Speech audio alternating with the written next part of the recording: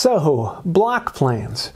This is a subject I've been meaning to get around to for a while, and a lot of confusion and ideas about what a block plane is, what it is used for, and how they work. And so I just want to kind of go through some of the highlights on them. Number one, what is a block plane? A block plane is usually something short, 7 inches or less, and it doesn't have a tote in the back, a handle that you can hold on to. It's intended to be held in the palm of the hand, and so the rounded part sticks into the palm.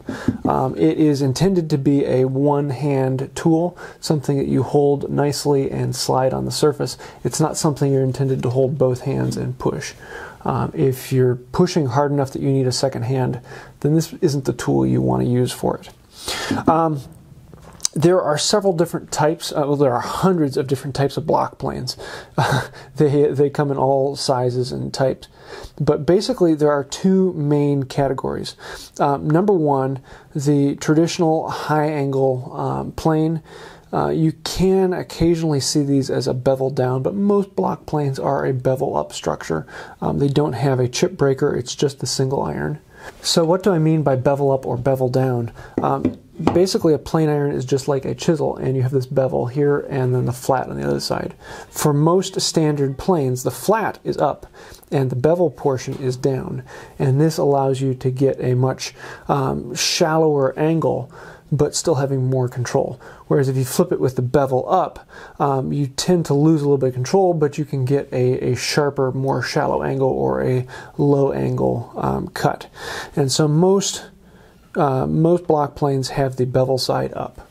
The average block plane has a bed angle of about 20 degrees, and that is much, much lower than a standard plane, and so it sounds like fantastic, it's at 20 degrees, but you have to remember it is bevel up, so you also have to include the angle of the bevel. And so if you sharpen your bevel at 25 degrees, then your actual cutting angle is 45 degrees.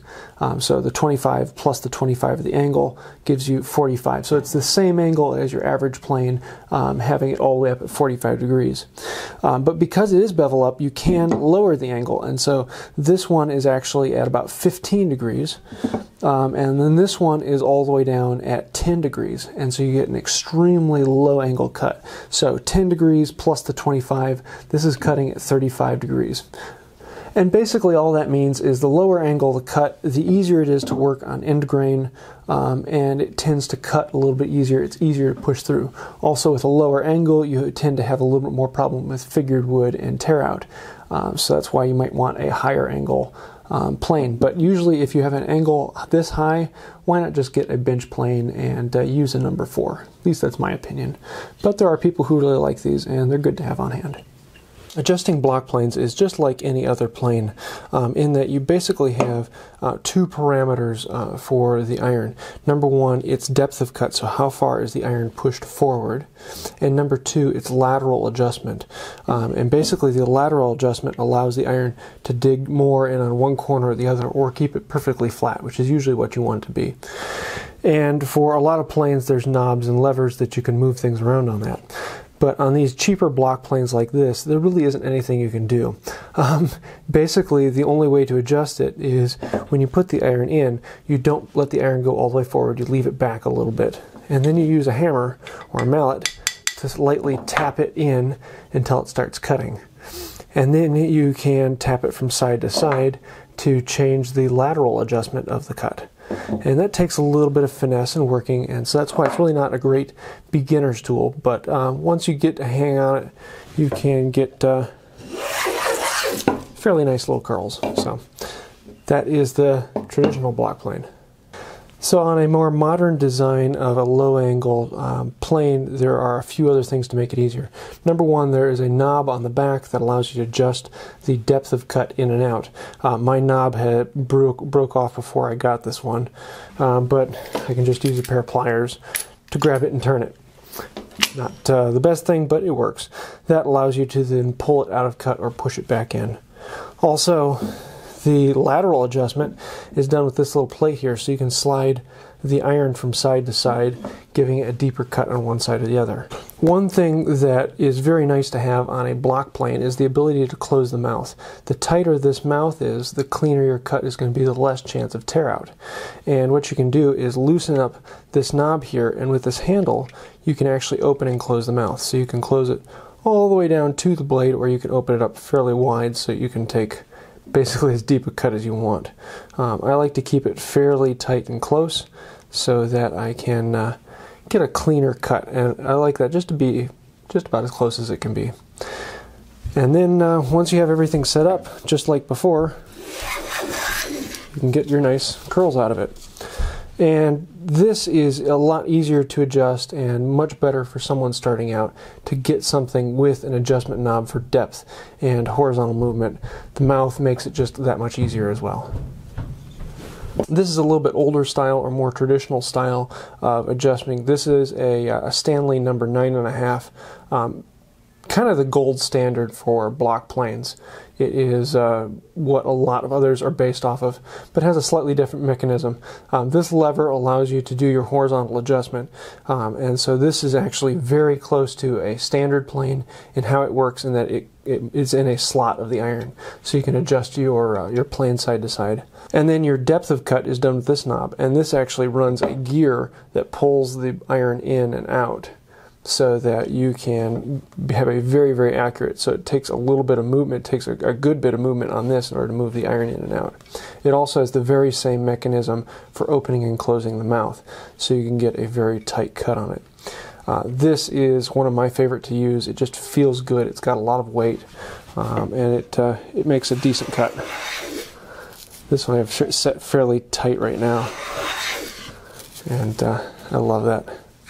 So a block plane has a lot of different ways of adjusting, and nor is this the totality of all ways of adjusting a plane. But if you just keep in mind that just like any other plane, you have to worry about the depth of cut and the lateral movement of the cut, and if it has it, the mouth opening. Some other planes have other things in and out of them, but those are the three basic things you're going to need to know for most any block plane. Now, what are some of the uses for a block plane? Some people, when they are power tool users and getting into planes, they purchase a block plane and they think they're going to do their planing with this. And for a hand tool person, a block plane actually has very few general uses. It is something you use quite a bit, but it is not the go-to plane for anything. You're never going to flatten a surface with a block plane, and you're never going to do like the flat side of a board with it. It just is not meant to do that. It doesn't have the force behind it because it's a one-hand tool.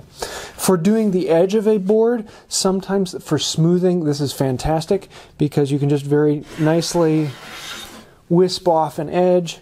But one of the most common things for this is actually chamfering corners, because you can get a very nice 45-degree chamfer with just a few passes. And there I've got this actually really heavy chamfer, but the chamfer has these extremely sharp corners. And that was just so much faster than getting out a router bit, and so much sharper than doing it with a sandpaper. And you could do any chamfer you wanted. So I could do a very heavy 45 and then put 22s and 22s on it. So you get this three-sided chamfer, very quickly done with a block plane. And you can just kind of balance it on your fingers, so your fingers guide it down the plane, so you can maintain that angle all the way along it. And this is just a lot of fun. I think that's what I use block plane for the most, is chamfering corners, knocking them down, or even sometimes when that corner is just really nice and sharp, I'll just do one quick pass just to knock down that corner so I'm not going to be nicking it and banging it up. The other thing a block plane is really great for is doing end grain, and you can actually get these nice curls, and this is almost too light, it's just falling apart. See if I can pull those out. You can get these really sweet end grain curls that you just can't get with most other planes, and it is fantastic for that because you can get that quick low angle block, and end grains usually are not that large. Now if you're doing like an end grain cutting board, this may not be your option. This isn't your option, but with the low angle cut, end grain is fantastic with this. So there is a very quick overview on block planes, and if you know how to use them, they can be an extremely useful tool. But don't make the mistake of assuming that a block plane is the one plane you need. And honestly, I really think it's the second plane that someone should buy. I think the first plane that most people should get is a number 4 or a number 5.